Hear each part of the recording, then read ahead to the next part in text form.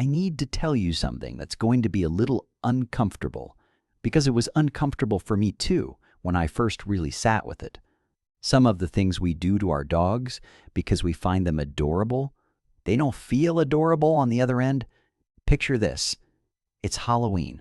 There's a dog, maybe it looks a lot like yours, sitting perfectly still in a little pumpkin costume while the whole family crowds around taking photos. Everyone's laughing. Someone's saying, "He loves it. Look how still he is." And the dog just sits there, perfectly, heartbreakingly still. Here's the thing nobody says out loud. There's a difference between a dog who is relaxed and a dog who has just given up trying to communicate. That stillness isn't calm. That's resignation. This video isn't here to make you feel like a bad person. I promise you that. It's about closing the gap between how much you love them and how much they actually feel it. Because for most of us, that gap is bigger than we know. We have a long history of deciding what our dogs enjoy based on how it looks to us, not how it feels to them. And honestly, that's not cruelty. That's just a gap in understanding that nobody ever really bothered to close. People say dogs are expressive, easy to read. And actually, wait, that's only half true. We can read them when the signal is loud. A wagging tail, a play bow, a full body wiggle at the door. We're good at the obvious stuff. But we miss everything in the middle range. The soft signals, the micro expressions, the polite, quiet, please stop that looks from the outside exactly like tolerance. And here's why. Every cute dog video you've ever seen online is edited to the moment of stillness, the cooperation, the adorable frozen pose. Nobody shows you the 3 minutes before where the dog was trying to move away, was turning their face, was doing these small, subtle things that we just didn't catch. We've built our entire picture of what dogs enjoy from a curated highlight reel, and then we're surprised when the reality doesn't match. So, 6 things. Some of them are going to feel obvious. Some of them are going to sting a little. All of them come from a place of genuinely wanting more for your relationship with your dog. Number 4 is the one that's going to split the comments. Because people genuinely believe their dog loves it. And some dogs do. But there's a specific way to know whether yours is one of them, and most owners have never actually checked. Stay for all 6. And maybe have your dog nearby while you watch this. Okay, I know, this is the obvious one. But I'm not going to just dismiss it. I want to go a little deeper, because the problem isn't really the costume. It's the experience of the costume. Think about what's actually happening from their side. There's fabric pressing across their back and legs in a way that has no reference point in their entire evolutionary history. If there's a hood, their peripheral vision, which is genuinely important to them, is suddenly blocked. And their tail, which is one of their primary communication tools, might be partially restricted or covered. They literally cannot express themselves the way they normally would. You've seen the walk, right? That low, stiff-legged shuffle where they're moving but clearly unhappy about it. The way they keep looking back over their shoulder at their own body like something has attached itself to them and they cannot figure out what or why. We find it hilarious. They find it genuinely disorienting. Here's the guilt part, and I'll deliver it gently if your dog tolerates dressing up. That is not the same thing as enjoying it. Tolerance is what they offer when they trust you enough to just let something happen. That trust is one of the most precious things they can give you. It probably deserves more than a photo op. This one has a twist, so stay with me, because the research here is actually more interesting than just stop talking to your dog like that. High-pitched, warm, affectionate tone? Dogs genuinely respond well to that. Studies on dog-directed speech, puppies especially, show they orient toward it, engage more, respond better than to a flat adult tone. So the warmth itself? That's real. That's actually good.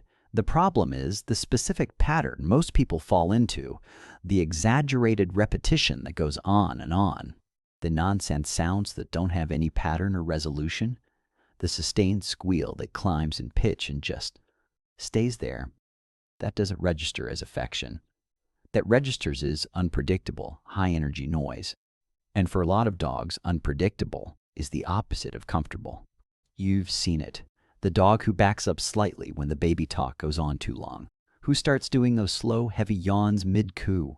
That's a stress signal, by the way, not sleepiness. Who turns their face away while you're talking directly at them, like they're politely trying to exit a conversation. They're not being ungrateful. They're just telling you, I love your warmth. But this specific frequency is a lot. Keep the warmth. Drop the performance. That's the whole fix. This one lives in a genuine gray area, so I want to be precise. Fake throwing the ball, holding the treat just out of reach to watch them squirm, pretending to take the toy and then snatching it back. It feels like play from our side. It feels like we're engaging, keeping things fun, being goofy with them. From their side, it's a pattern of promises broken. The ball that never gets thrown teaches them that the signals they rely on, your arm movement, your body position, the whole setup of the game, can't be trusted. And here's why that's not a small thing. Your dog's entire sense of safety is built on their ability to predict what you're going to do. They're reading you constantly. Every second of every interaction, they're building a model of who you are and what your behavior means. When we make ourselves deliberately unpredictable, even as a joke, we're chipping away at that. Not all at once, just a little bit each time. Genuine play has follow-through. It has rhythm. The throw actually happens. The game has resolution. The toy exchange has a clear beginning and end. Teasing has none of those things.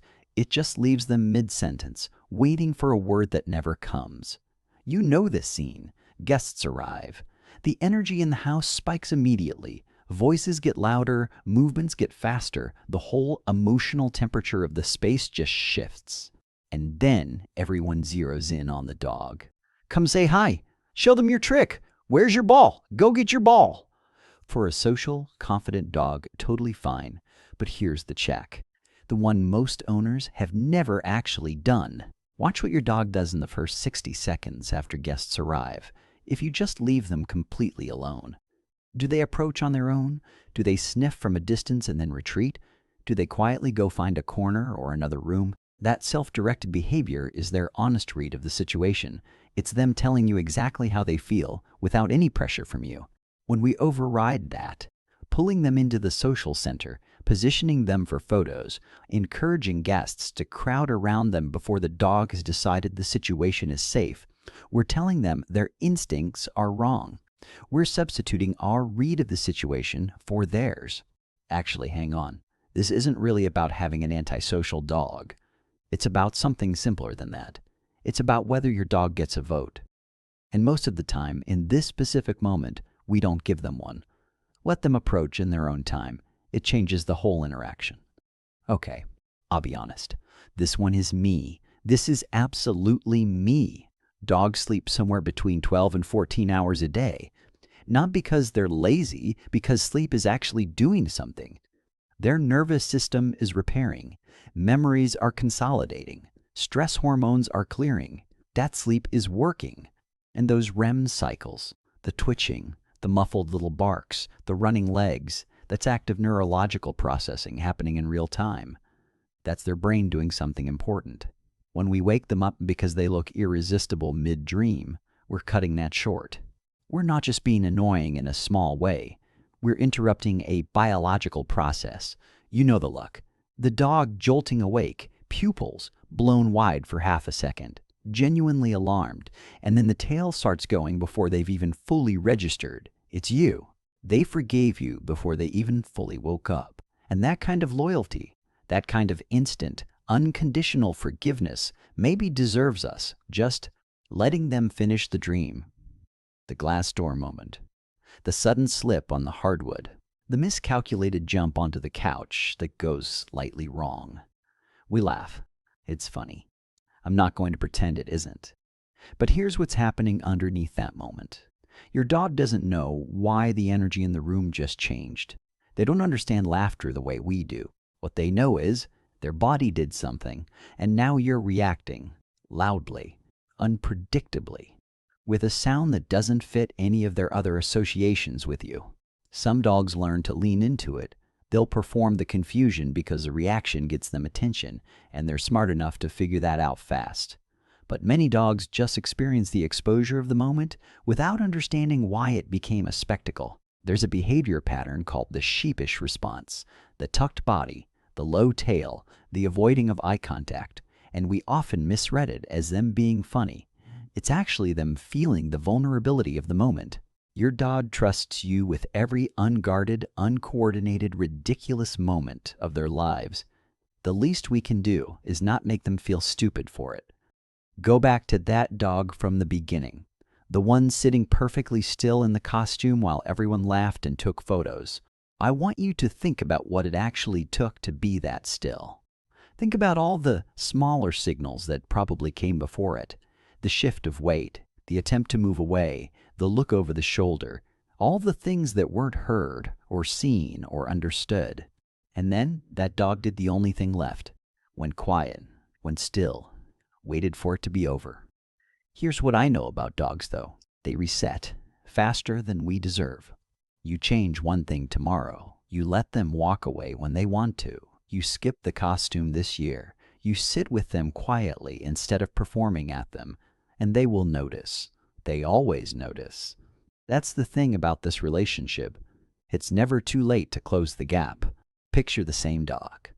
No costume, no audience, just lying across your feet in a quiet room, breathing slow, completely relaxed, completely at ease.